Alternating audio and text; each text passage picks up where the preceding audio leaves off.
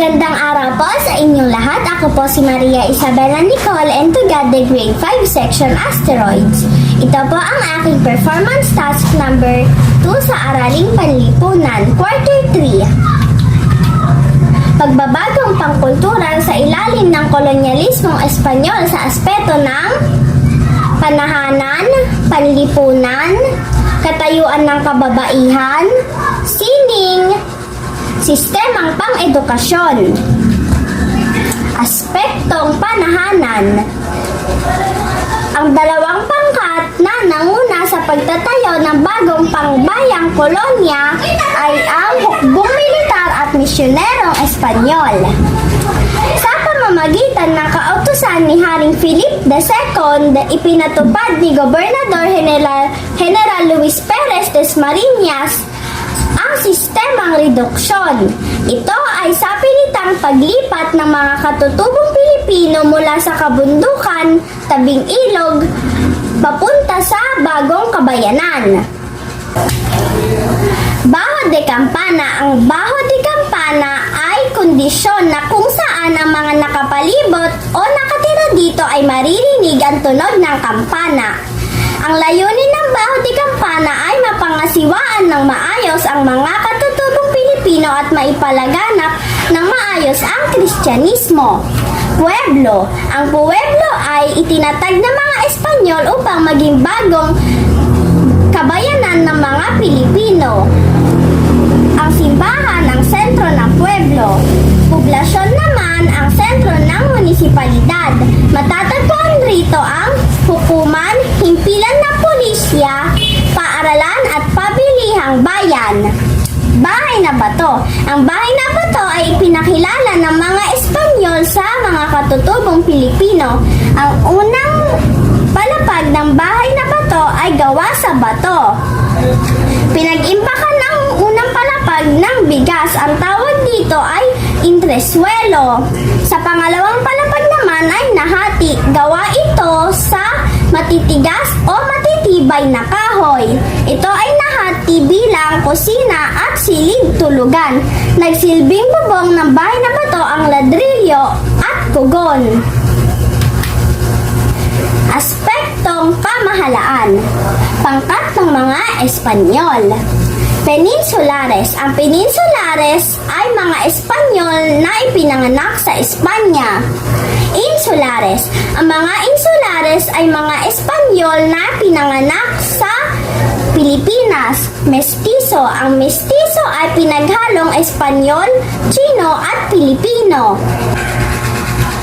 Pangkat ng mga Pilipino.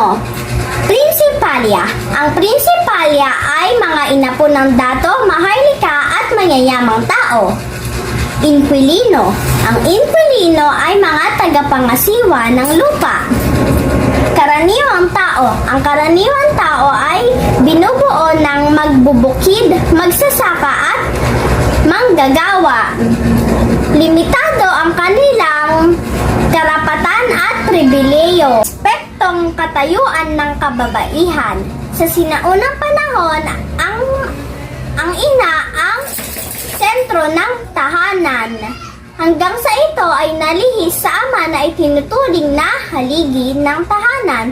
Ngunit nanatili ang ina bilang unang guro ng kanyang mga anak.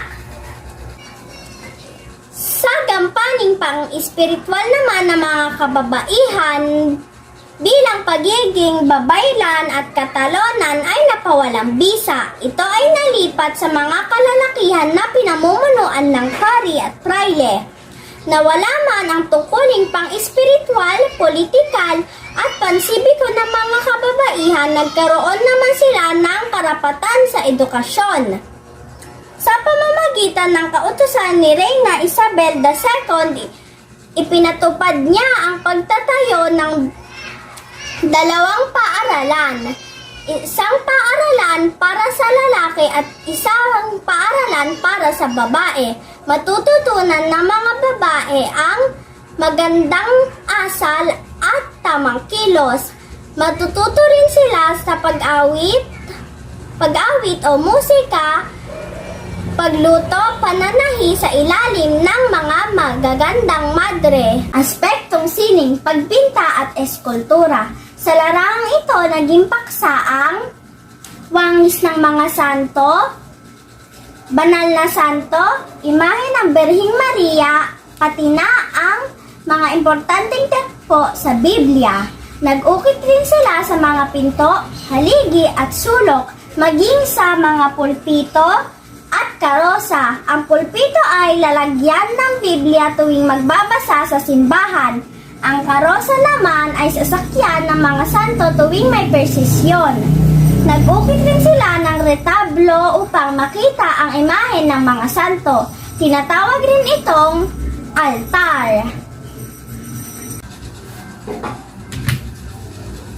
Pananamit at palamuti. Ang estilo ng pananamit noon ng mga kalalakihan ay kanggan at bahag lamang hanggang sa naimpluwensyahan sila ng mga Espanyol. Natuto silang magdamit ng kamisa de chino, ropilya at pantalon. Naging palamuti ng mga lalaki ang sombrero. Ang estilo naman ng pananamit ng mga kababaihan ay pagsuot ng baratsaya na kalaunan ay naging kimono. Nagsusuot rin sila ng panuelo o malaking panyo na nakapatong o nakalagay sa kanilang balikat. Nagsusuot rin sila ng mantilya o itim na balabal.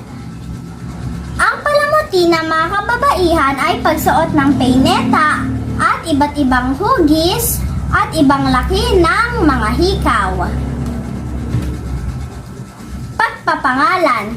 Binago ng mga Espanyol ang mga apelyido ng mga Pilipino sa pamamagitan ng kautusan ni Gobernador General Narciso Claveria Bautista. Nagkaroon ng Claveria Decree na naganap noong 1849. Ang mga halimbawa nito ay De la Cruz, Del Rosario, De los Santos at Santiago. Nakatala ito sa Katalogo Alfabeto of Apelyidos. Arkitektura. Ang mga simbahan noon ay gawa lamang sa mga kahoy, kawayan, pawid at nipa. Dahil may mga pangamba sa mga sunog, lindol at ulan. At bilang na rin panindak sa mga Pilipino. Gumamit sila ng mas matitibay at mas matatag na materyales para sa simbahan, gusaling, pampubliko, pati na rin sa mga bahay na bato. Binatay ito sa estilong Antillian mula sa Antilles, Central America. Ang impluwensyang ito ay pinagsamang Byzantine, Baroque, Gothic at Moro. Musika, sayaw at pagdiriwang. Mabilis na natutunan ng mga katutubong Pilipino ang instrumentong luta, violin, harpa at piano dahil ito ay hawig sa mga instrumentong ginagamit na nila noon.